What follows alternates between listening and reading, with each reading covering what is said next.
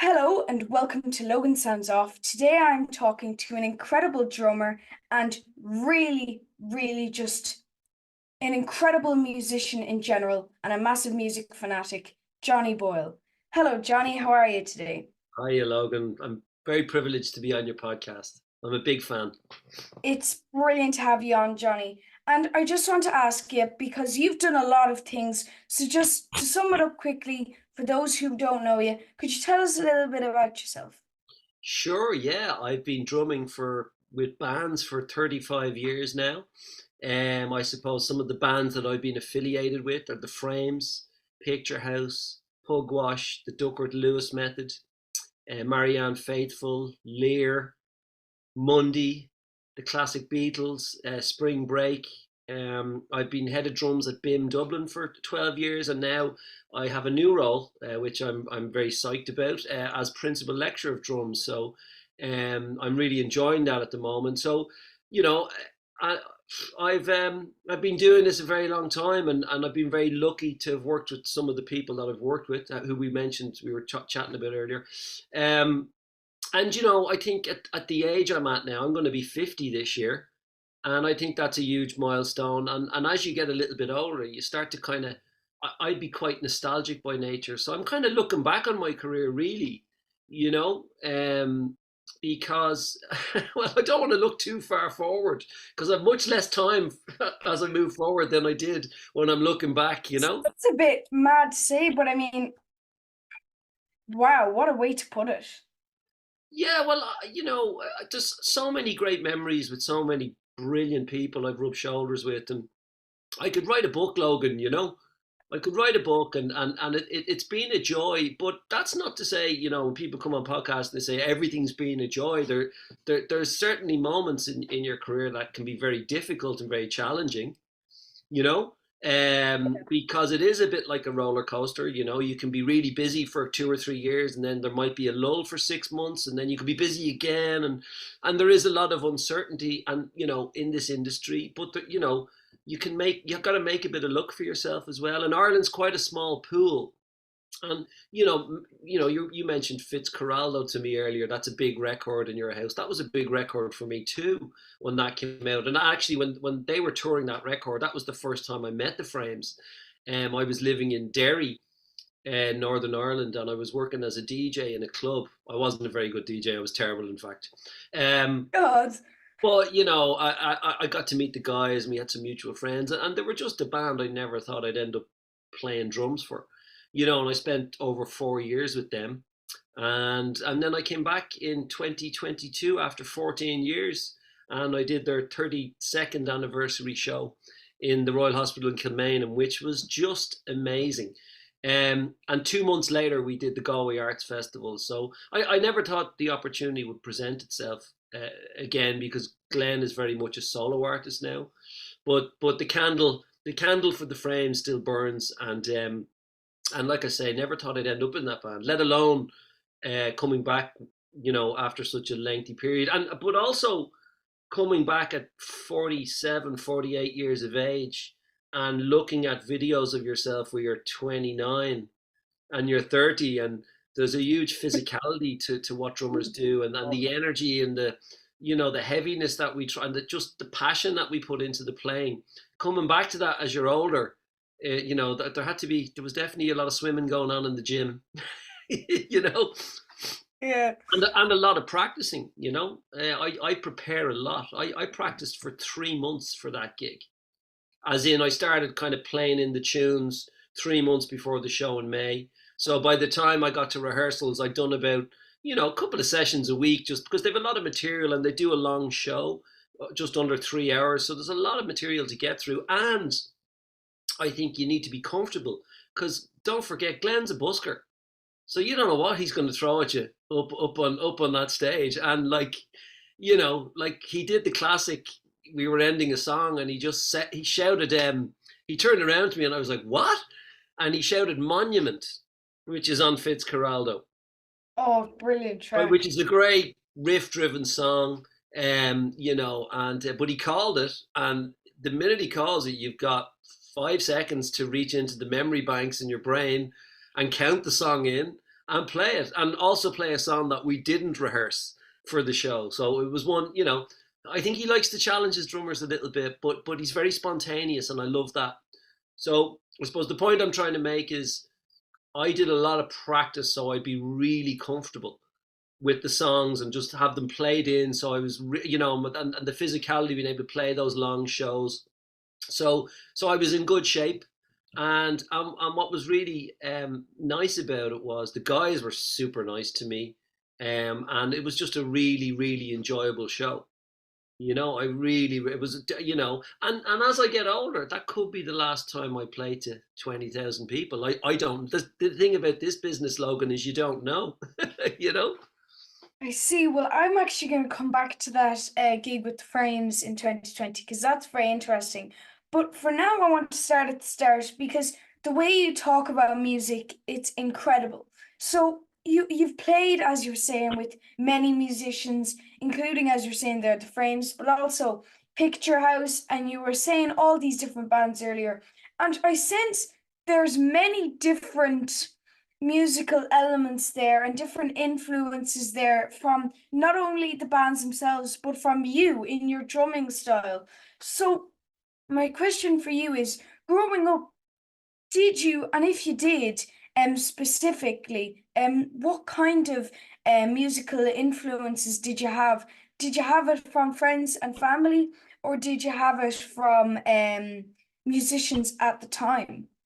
That's a great question because, you know, sometimes you'll find somebody just picks up an instrument and there's nobody musical in their family and they just have a great gift for it. I was very lucky that my dad played guitar and he sang and he played piano as well. So his mother was a fiddle player in Cayley bands and played piano in Cayley bands. So there was a slight Irish influence, you know, in terms of my dad's side of the family. There was a huge love for traditional Irish music. Whereas he was kind of, you know, he loved his Beatles and he loved his Neil Young, and you know, he had great taste in music. Paul Simon was a big one in our house. You know, I was a young kid listening to like Steve Gadd drumming on 50 Ways to Leave Your Lover, and you know, songs like Late in the Evening, and he'd always, you know, and so we were and I used to sit by the record player and I would play Pink Floyd's Dark Side of the Moon over and over again, and I'd listen to the intro of Time with the clocks ticking and Nick Mason playing this kind of rototom solo, and I was just obsessed with the sound of it. The same way as when Ringo took his drum solo on the B side of Abbey Road, and you know, um, I just love that as well. And you know that song opens with "Come Together," and he had a very distinctive style in how he played. So you know, I was listening to these great bands and artists growing up, but they all had brilliant drummers. You know, Yeah. brilliant drummers. So, and you know, when we were teenagers, like the music video was starting to kind of, you know, become very popular. Like we didn't have MTV yet, but you know, I'd be hanging around with a few guys and a few girls. We'd be 12 years of age or 10 years of age, and they'd have the tennis rackets out, you know, and we'd be kind of trying to mime the dances from certain pop videos like Cyndi Lauper or whatever was popular at the time. And but I'd always sit back and air drum with my lips like this, right? And I'd always air drum, and I think I just had a natural kind of affinity for the drums. I just really loved it as an instrument. I was going to piano lessons at the time, and I just didn't like any of my piano teachers. You know, I just felt it was all very rigid, and they weren't very nice people to be around. And I just thought, this isn't what music is about. Wow. You That know. that's a very good revelation at a young age to go, this isn't what music's about. And Yeah, I grew up also just around so many music sessions. My dad used to play in a pub up the Dublin Mountains here called the Blue Light, which I ended up playing for years with the guys from Picturehouse. And we just go up and we'd have a pint and play a few tunes, and it was just really, really enjoyable, you know.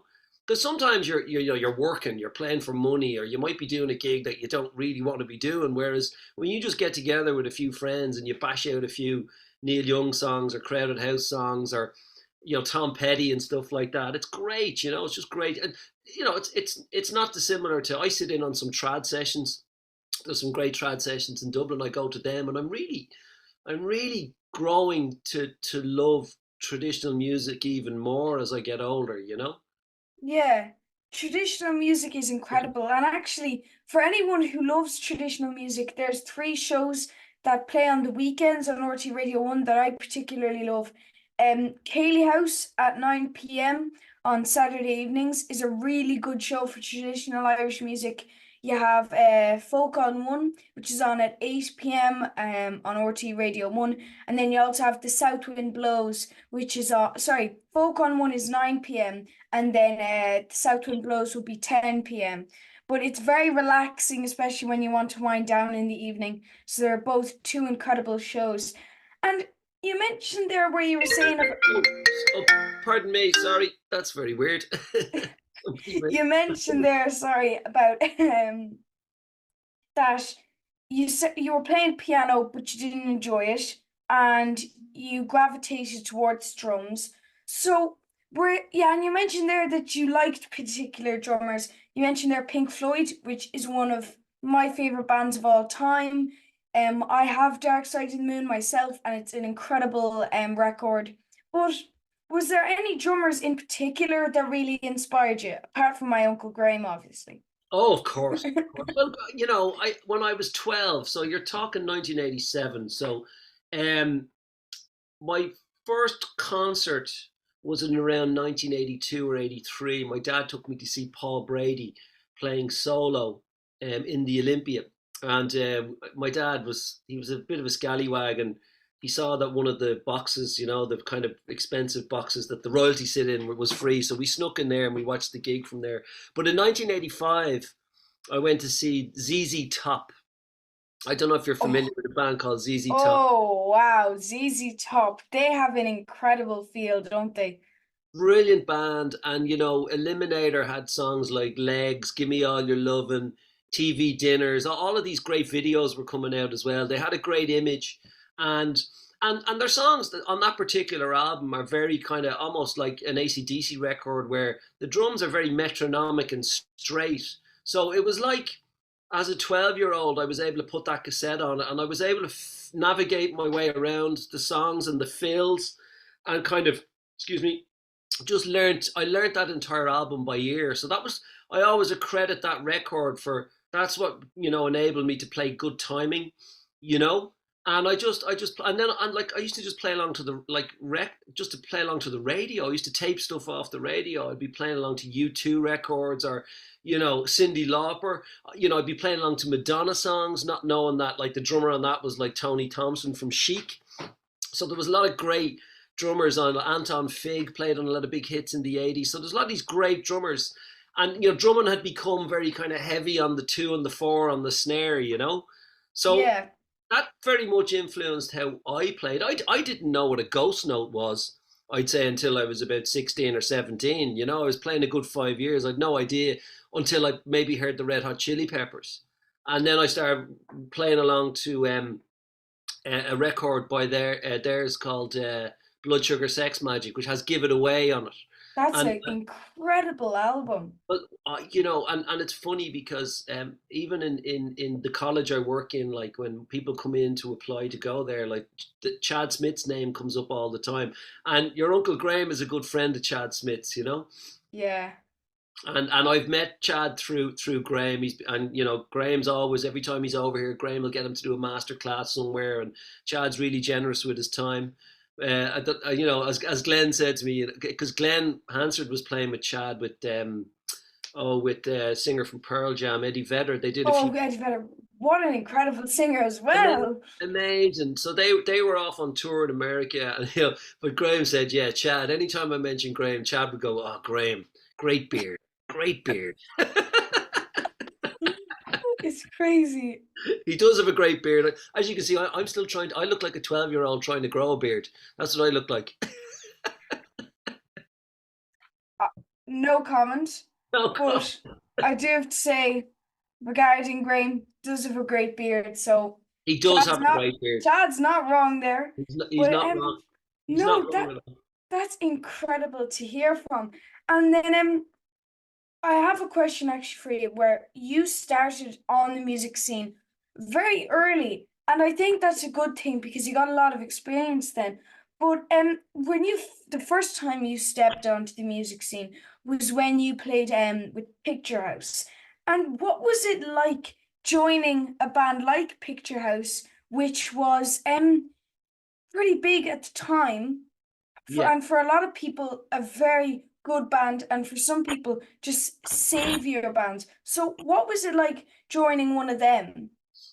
Well, I was very lucky, and when I joined Picture House, they were their first album was already out. They'd recorded a few songs for their second album. So, like, one of the first things I did with Picture House was Sunburst, and that became a huge hit in Ireland. And I kind of, we at that point when I joined them, it was 1997, 98, and I was 20, 24, 25 years old, and we did a lot of touring. We were on the road 10, 11 months of the year. I like for the first 2 years, 3 years, it was very rare we were off, and we did 3 months touring with Meatloaf. We did 3 or 4 tours with the Corrs. We opened up for bands. We did tours with Marillion, who were like a prog rock band from the 80s. And we Whoa. also did a tour with Fish, who was their original singer. We actually did 2 tours back to back. We did a tour with Marillion, and then we went straight on tour with Fish, who was their original singer. So, and we opened, Alice Cooper. We did because Germany, they could have a rock band on and then a band like Picture House on. It didn't really matter, People just are huge music fans over there. But I suppose I was actually in a band with Dave Brown, the singer, called Hidden Faces when I was 14. So I didn't join Picture House till I was about 22. So we'd had a band, and my dad bumped into Dave one day, and I knew Dave when I was younger, and I hadn't seen him for a few years. And Dave said they were looking for. He was in a band at this point, and he was looking for a drummer. Dave was about 17 at the time. So my dad said, "Oh, my Johnny plays the drums," and Dave was a bit kind of, "He does not get up out of that," and Yeah. so he says, "No, no, come up to the house." So I had a year where I was playing on an acoustic drum kit, okay, and then my dad convinced me for my second year to buy this electronic piece of junk so I didn't play for my second year of drumming, even though I played every day at the age of 12. So 13 to 14, I didn't play at all, and I had to wait an entire year to get rid of that electronic drum kit. To then I got a job in a petrol station for £1 an hour, and the January after Christmas I went into the sales, and I basically paid for about 80% of my own drum kit. I think that's really important. If you're a guitar player, go out and work and pay for that guitar. It'll mean so much more to you than someone just giving it to you. You know, Yeah. like if you're obviously when you're young and you can't be working, that's fair enough. But I think there's a lot of pride taken in buying your own equipment. So yeah, so Dave came up to the house, and he was trying to be all cool. He's trying to be all cool. And he goes, "Show me what you got, kid." It was kind of like that. And Yeah. you know, Typical kind of, one of those typical kind of nearly out of a film moments. yeah, and so I did my best Larry Mullen impression. And this was April. This was April 1980, 88 or 89, and I'd only been back playing for a few months, really. Do you know what I mean? So he came up to me on a Monday, and then the next day he said, "Well, we're rehearsing tomorrow night." So I jumped in his van with my drums, and we went up near Blessington, up to our guitar player's house, Ian, and we rehearsed. I think the Tuesday night and the Wednesday night, and that following Saturday I was out playing a gig in Dublin. I didn't. It wasn't even on my radar that I'd be playing a gig. I just thought I was going into a room to jam with a bunch of guys. The thoughts of even playing a gig had not even come into my head yet. Do you know what I mean? Wow. Very sudden then. Very, very sudden. And once we started gigging, we went, and we were gigging a lot around Ireland, and the two lads in the band eventually fired Dave, which, Dave always says, "Yeah, great move, lads, fire your songwriter." you know so we got a new singer, but in 1990 in December we ended up in Japan, playing in Tokyo to 15,000 people, which again, I just left school, and all of a sudden I'm in Tokyo for 10 days, and I'm just this kid from South Dublin, cannot believe my luck. Also being told by my teachers in school that I was wasting my life and I'd never have a career in music, and I was wasting my time. But 6 months later, when I left their crappy school, I was in Japan, and I've made a career out of music. Well, you were mentioned earlier that you are head of drumming and also you're the principal, now director of drumming at BIMM. Yeah. And that is really cool.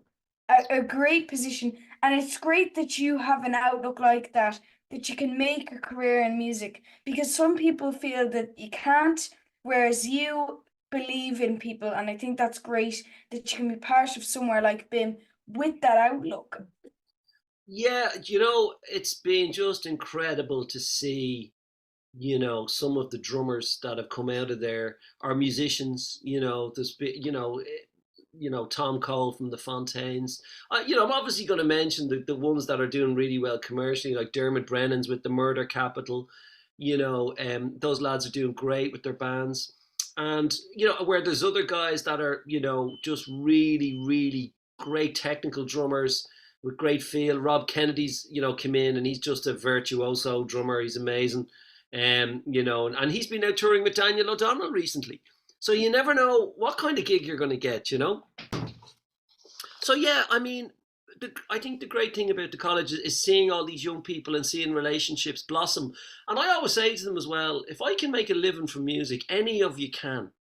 Because the only college that was in Dublin was the Ballyfermot Rock School back in the early 90s. And I never went there. A lot of my friends did, and a lot of people's kind of relationships blossomed from there. A lot of musicians. I had a few drum lessons when I was 14. Because what you got to remember, Logan, like if I wanted to learn how to play 50 Ways to Leave Your Lover by Paul Simon, I'd have to find a guy who knew how to play it to then show me, teach it to me, and transcribe it for me. And I had a great drum teacher called Dave McCune. And Dave was, and if I didn't practice and I came down, like he'd read you the riot act. He'd say, "Hang on a second, your parents are paying for this. You've a obligation to come down here and not waste my time." And that was a kind of huge kick up the butt. Whoa. So I always made sure I was prepared for his lessons, and I still have my manuscript book over there with all my drum books. I might have went to Dave for about 6 months, but other than that, I've had a few lessons here and there. But I always just focused on playing in bands. Do you know what I mean? Yeah. Wow, though, that's an incredible story. And then you mentioned there you've played with you even Picturehouse and Hidden Face already. That's at 22 you started with Picturehouse, but then playing with the Frames, you played drums and went on tour with them from 2003 to 2008. Yeah, And the thing is with the Frames, anyone who loves Irish rock will know the Frames. yeah. And the Frames, the thing that I like about them is that they have a very unique sound. So I wanted to ask you, because they're very different to a lot of bands, what was it like adjusting and becoming one of the members of an iconic Irish rock band? Well, I mean, again, I use the word privilege a lot because my own I've kind of exceeded my own expectations and played with bands. Again, like love playing with Mundy. Lear have been a band I've been playing with since '97 as well. They're a very popular band in Dublin, with some great musicians. But playing with the Frames is probably it, it's definitely up there with one of the hardest gigs I've ever had. Because I had a great conversation with Glenn the last time we rehearsed for those shows, like, and he was talking about being present and being in the moment, and it was a very nice conversation. Because where a lot of bands will, it's all on click track and backing tracks, and they go out and they play in the same set every night. With the Frames, you'd never know what was going to happen. And people would get out of the audience and sing, and I went to see Glenn before Christmas playing Vicar Street, and I made that realization that not one Glen gig or Frames gig are ever the same. Every night is different. And but what actually happened was I was only supposed to join them for an Irish tour. Actually, in the very far corner there, you can't see it, but it's in the very far corner. And they're the first Frames dates I ever did. you know.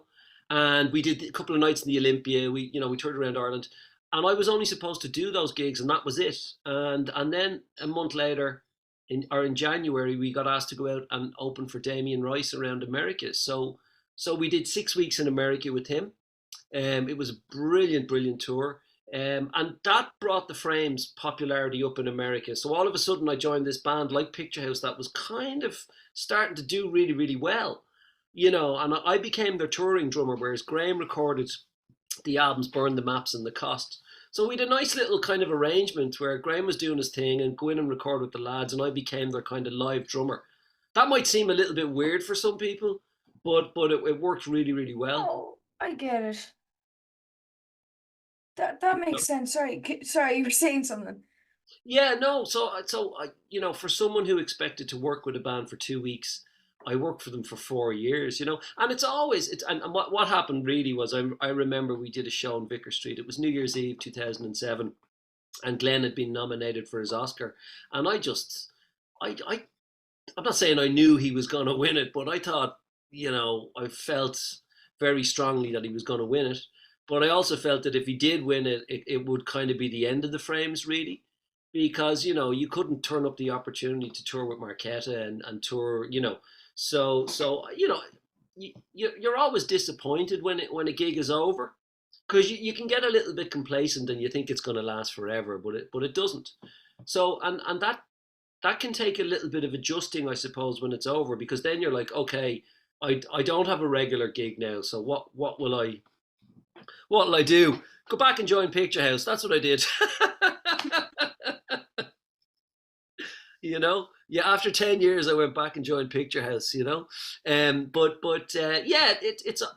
but again, like, we're all friends, and I played on Colin McAnumra's first solo record. I mean, I think he's just a phenomenal musician. What he does with that fiddle is just special, you know. Well, we did some great shows. We did some great tours. We did the Point. It's now called the Three Arena. We did a great show in Marley Park one year. That was a real highlight. I remember on the last tour we did, we played the Henry Fonda Theatre in Los Angeles. That was a good night. So many great nights, so many great gigs. Too many to mention, and the intensity of that band is something very unique. There's an intensity to that band. There really is. And I'll tell you, you have to bring it. You bring it every night, and you do. And I think for me, it's been one of the most challenging gigs I've ever had, and one of the most rewarding. They've all been rewarding in their own way. That's a great way to put a gig, because gigs can be, I know from past interviewees, people say that gigs can be very stressful. But then I think at the same time of being stressful, I feel like if I was a musician, I'd be a bit apprehensive about it. Like I am about most things. That a lot of gigs are very exciting to be, but you're always anxious for the first couple of songs. But then afterwards, I know I've been to a couple of gigs. After the first couple of songs, you just know it's going to be a great night. And then along with the Frames and Picturehouse, as you were saying there, two amazing bands.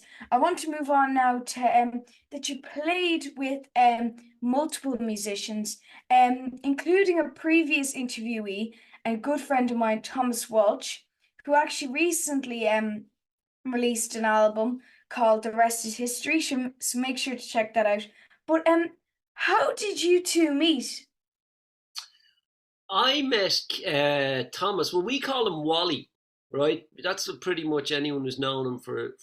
And I met Wally through Keith Farrell, played bass on the Duckworth Lewis and Pugwash stuff. And Keith was from Inchicore, and Wally was from Drimna, so they knew each other. And Wally was doing some session work in a studio that I was doing some work in, and Wally actually recommended Keith Farrell for my band at the time when I was about 17 years old. So I got to know him, and I got to know all that Inchicore crew.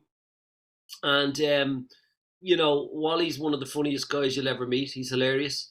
And we started working on Am and T, the first album, in 1997, and we recorded some of the drums in a in a club in town, and then we took all the equipment because this was before Pro Tools or any digital, any of that kind of stuff. So there was a lot of leads and desks and microphones everywhere, and excuse me, I was living in the Dublin mountains. So we had a room on the top floor of the house, a big room, and there was a lovely balcony overlooking Dublin city. And we just set everything up there for months on end. And we kind of made that record, and it was, and again, it was our first time making a record. I think it was probably, I mean, I worked in a lot of recording studios, but this was an album. We were making an album, and that was very exciting. So you actually, before this question, you were mentioning a lot about gigs. So it's interesting to share your studio experience. And it seems like a very nice experience actually playing with Pugwash. Because if you haven't heard of Pugwash, it's actually a very jolly band and very jolly songs. So if you're looking for a mood boost, definitely check out Pugwash. But do you have a preference to play recording towards an album, or do you prefer playing live on stage? That's a great question. Well, I always say they're two totally different beasts. When you're when you're playing live, um, there's that element of just being in the moment. Being in the moment. It could be making eye contact with somebody in the audience, or making eye contact with someone in the band, or something. Just a moment happens. Maybe someone even makes a mistake, and that makes everybody laugh. Being in the studio is a bit more. You're kind of analyzing. It's more analytical. You're analyzing what you're playing. What I learned very early on about recording was that keep it simple. Like if you're playing too much stuff, it clutters up the music. So I always found I've got this cool new feel. I'll throw it into a song, and you'd listen back to it and go, well, it just doesn't sound right there. So I think I'd always come at a song with a load of ideas, and then I end up peeling them all back, and sometimes I end up playing no fills and just playing something really, really simple. I'm not a big. I don't overplay. I don't play lots of fills. I don't think so anyway. I'm more of a backbeat driven drummer. But also, my goal is to play for the music. But being in the studio and like a live gig can be a great feeling, and then you walk away from that. Whereas, you go into the studio, you can walk away with an incredible song that you've worked on, and you have that forever. Do you know what I mean? So there's the lovely long Yeah. lasting effect of being in the studio, and definitely when something comes together and it sounds great, it's I get very excited listening back to stuff that I played on, and coincidentally, a lot of people, with Picturehouse, we would go in for 2 weeks and we'd rehearse every day, and we'd dissect every song with our producer, and he'd help arrange the songs. And we did that very much with Sunburst. Sunburst was written by three different people: Dave Brown, Duncan Maitland, and Pete Glenister. And Pete Glenister wrote "This Is the Rhythm of the Night," which is a big dance hit. But Oh, wow. yeah, Pete's a great songwriter, great producer, great guy. We all still keep in touch, and so that's the way we would create. And then sometimes I'd go in to do a pugwash thing, and there'd already be like maybe some bass and guitar recorded and a vocal. Like we just recorded the drums to like Thomas's acoustic guitar and vocal. That's all I recorded to. So there wasn't even a full band there. So and then recently, a few years ago, I did a record with an American songwriter called John Murray, and it was being produced by John Parrish. John Parrish is a fairly well-known producer and musician in his own right. He's worked with PJ Harvey for years, and he's produced a lot of brilliant, brilliant records. And well, we went into a place called Rockfield in Wales, which is where Bohemian Rhapsody was recorded, and the first two Oasis albums. And we went in, we didn't rehearse, we had no demos, and within 5 days, we went in at 10 in the morning till 9 o'clock every night, and we just tried to come up with ideas. And within 5 days, we had a record. We had the Whoa. bones of an album, and I'd never worked like that. And I was working with people I didn't know, and I was thinking, you better produce the goods, pal. You know. And when I arrived at the studio, I'd been up for something like 47 hours because I was gigging the day before, and I came home, went straight to the airport, then had to get to the studio and set up and start recording that day till that evening. So it was exhausting. But again, it was one of the best recording experiences I've ever had. Wow. And then regarding recording and everything, you know a lot about it. And regarding drumming and stuff, um, drumming in general, you are actually, and this is very interesting. We were speaking earlier about BIM. You are the head of drums and the principal director of drums at BIMM Music Institute Dublin. So obviously you were mentioning there seeing people coming out to BIM and coming in and really good drummers. What is it like being in such an important part to an incredible institute and being such an important part to young drummers' lives? Well, I think I speak for everyone that works there when we say, like, we really, really do our best to make it as good an experience for anyone that wants to study there. We work very, very hard. Um, and, I think having worked there, and that job came at a very kind of time where I was kind of professionally in limbo a little bit. I was 30, maybe 34, 35, and I was kind of thinking where's my career going? And it comes back once again to your I'd be lost without your Uncle Graham. Seriously. Um Graham got me into Spring Break, who I'm still gigging with 16 years later. Graham recommended myself and Dave Hingerty for BIM. And what happened was there was a position of head of drums, and Graham didn't want to do it, and Dave Hingerty didn't want to do it. So I kind of, speaking of the coin toss, or draw. But I was so grateful to get that job, and to be perfectly honest, what it made me realize was I was given this big encyclopedia book of all the course notes, and it made me realize how little I knew about drums. I knew a lot about music, but I really had to study different areas of drumming that I wasn't familiar with. How do you play a New Orleans second line drum beat? Or playing some Tower of Power funk patterns. There was just so much, you know, there was. I really had to get stuck in and teach myself. Basically, I had to teach myself this stuff so I could teach it and dig a little bit deeper. And over the few years, I've written different courses and stuff like that. So a lot of work goes into that behind the scenes. And I'm a drummer just like everyone else in the classroom. So I'm saying to them, if I can do it, anybody can. But you have to have a good work ethic. And people don't just hire the drummer; they hire the person too. So you got to bring a good attitude, and you got to have a sense of fun about you, and you got to be serious about what you're doing. But you know, and you got to make sure the people that are hiring you are confident in what you're doing. Yeah, I completely agree. And that is very important. And I know BIM means a lot to so many different musicians who are either in there at the moment or coming out. So it's great to hear that you're there with that mindset, helping young musicians. And actually, I want to speak about something different because I know we've been talking about music, but now I want to move on to your podcast, which is a very interesting title, The Brief Encounter. So, before we delve into what the podcast is about, anything about that, where did you get the name?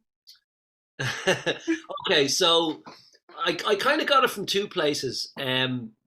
There's a great movie called Brief Encounter, a David Lean black and white movie, which I remember watching as when I was young and on a kind of rainy Saturday afternoon, and I liked him as a director, David Lean.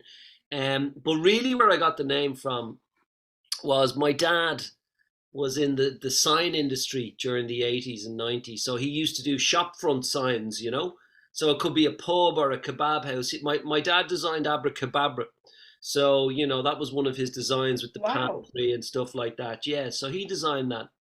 Um, and Well, he did a kebab shop that was out in kind of Dunleary, and he called the kebab shop Brief Encounter, which I just thought was a bizarre name for a kebab shop. But I suppose, when it's 12 o'clock at night and you're coming home and you're hungry, you have a kebab, most of it goes down the front of your shirt. That could be considered a brief encounter. So I thought I would call it the brief encounter because it is a brief encounter with somebody. Like here, we're going to talk for an hour or so, and I think the reason I started it was I was probably getting a little bit nostalgic, you know, at my age, and just looking back on the career I've had, and sometimes wondering, you can be wondering where's my next gig coming from, or am I gonna do it, and that's gonna be creatively satisfying to me or musically satisfying. And thankfully, stuff still comes in that's really, really interesting. So for me, I've been very lucky that people have introduced me to people I didn't know. Like, for example, I interviewed Donny Wynn, who was Robert Palmer's drummer for 35 years. And, he's had an amazing career, and he's an incredible drummer. But I wasn't that familiar with who he was. And we talked for I think we talked for 3 hours one night, you know? So even when I switched off the podcast recording, we just stayed online because this was during lockdown. I've interviewed members of the Frames, Brona Gallagher, the actress. I have a very good friend, the actor Jim Bartley, who played Bella Doyle on Fair City for 35 years. Jim has had an extraordinary career, and I've done some extra interviews with him that we filmed professionally. Excuse me, in the hope of maybe doing a short documentary on his career. I suppose sometimes with the lesser known people, they've just had extraordinary lives and extraordinary careers, and I find that very interesting, And Yeah. I think it should be recognised to a degree, because people can be forgotten about very easily now, you Yeah, know. I totally agree. When you're hot, and when you're not, you're not. There's a bit of that, particularly in music. I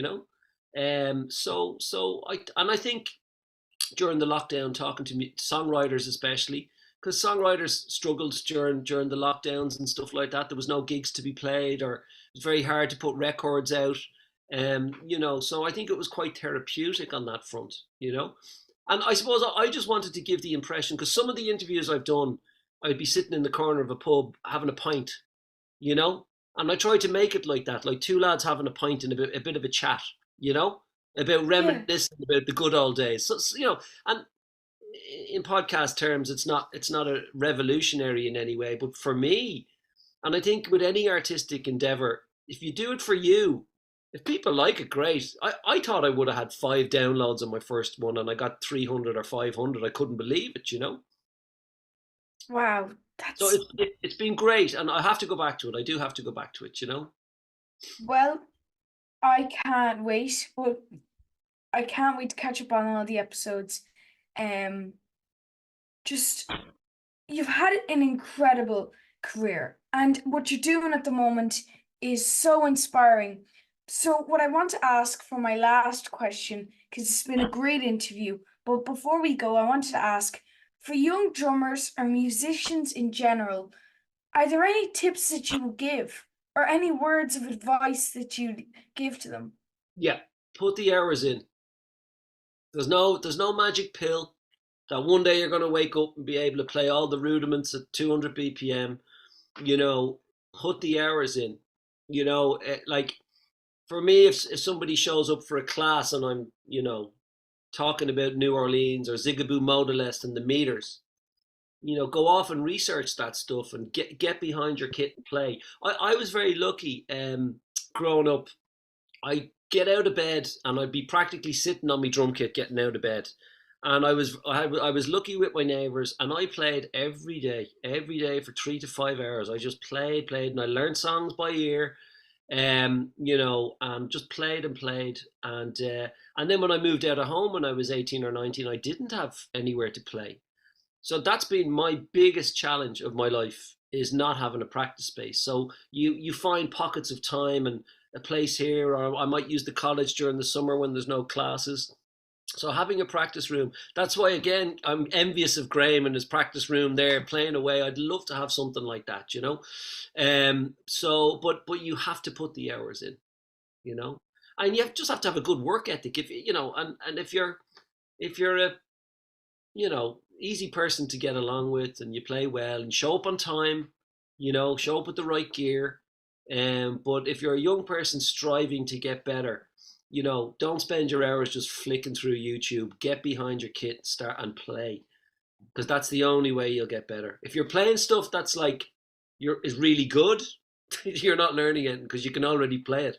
So try to play the stuff that's hard so you can step up to the next level, you know? And I don't get a lot of time to practice. Somebody asked me what my practice routine was, and most of the time I'm learning songs or I'm learning material to teach for classes and things like that, you know?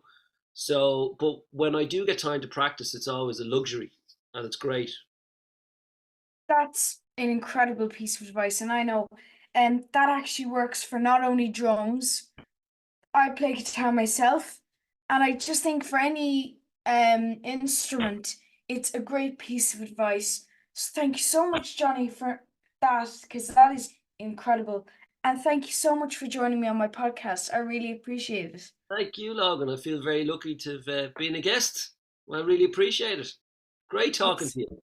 pleasure is all mine. It's been amazing talking Brilliant. to you. Brilliant, mate. Thanks so much. Thanks so much. Nice Bye, one. Johnny.